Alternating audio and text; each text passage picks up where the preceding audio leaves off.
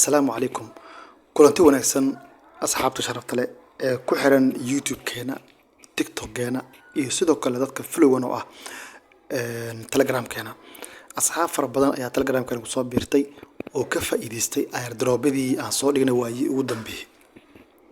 sidoo kale maalinta Brita waxaan balan qaadnay ama maalmaha soo socdo inaan soo gelin doono in ka badan 3 airdrop oo cusub oo hadda diyaar ah. marka hala sii diyaarsato telefoonada la sii faarujisto Telegram-yadan hala la socdo weysid aan soo dhigayno mar walbo Telegram-ka notification ka qaado anaga maalin walba waxaan soo dhignaa xog cusub iyo warkii update-ka ugu dambeeyay wixii airdrops ah. hadda marka waxaan isla faahfaahinaynaa ama isla fiirinaynaa Mr Combat dad ayaa waxay su'aal ka keeneen balance-ga dad baa 60 milyan 70 milyan ilaa 100 milyan haysto marka balance-ga faa'iidada uu leeyahay iyo faa'iidada uu leeyahay halkaan ku sharxinaa qofka marka oo Mr Combat-ka haysto ama lacag ugu jirto ugu lacagta balance-ga ee meeshaas kugu qoran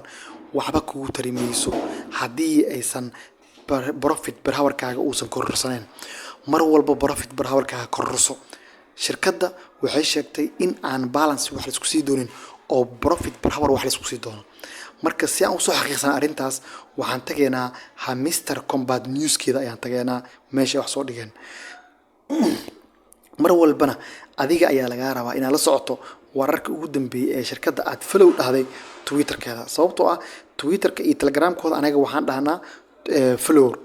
ayaa dhahnaa follower-kaas marka wuxuu ka saacidaa oo aad Twitter-ka dhaadid iyo hadii aad dhaadid maxaa la dhahaa Telegram-kooda inaad xogta ugu dambeeyay heshid marka Mr Combat marka attention maalinta ay soo qoreen waa kana maxaa la jiray airdrops-ka qofka mujido due to tremendous amount of questions su'aalo badan ay kula laabtan naftirkooda oo la weydiiyay dadkan kumanaan milyan ama milyan haysto sidee lacagaha loo qaybin doonaa marka iyagu waxay dhaheen marka airdrops-ka wuxuu ku xirnaan doonaa profit per hour-ka uu qofka helo iyo some activity-ga parameters ku xiran some activity-ga maxay noqon karaan marka activity-ga wuxuu noqon karaa qofka inuu maalin walba ka qayb qaato 1 milyan la qaadanayo sidoo kale maxaa la jiray morsh daily morshahan areelisku aadinayo xareejinta iyo komada iyo dhibicda iyo aan soo dhigno maalin walba qofka inuu maalin walba active u yahay oo ka faa'iideysto taasna waxa lagu heli doonaa airdrops-ka waxyaabaha ka saaciid doonaan la mid tahay adiga marka ina profit per hour-ka kordhiso xagee kordhin kartaa aniga waxaan kula talin lahaa meesha balance ku qoran inaad ku dhameystirto ama ku qasaariso qaybtaas kore ay ku qoran tahay profit per hour ayaa ku dhufanaysaa waxaad galaysaa lacagaha dhan ku soo bixi doono waxa loo gataa profit per hour waxa fiirinaysaa tii ku qanciso kale hadda kan oo kale 15,000 oo coins ayaa bixinaysaa profit per hour-kaaga waxa ku biiri doonto 3.5 ku biiri karto oo kun ayaa ku biirayso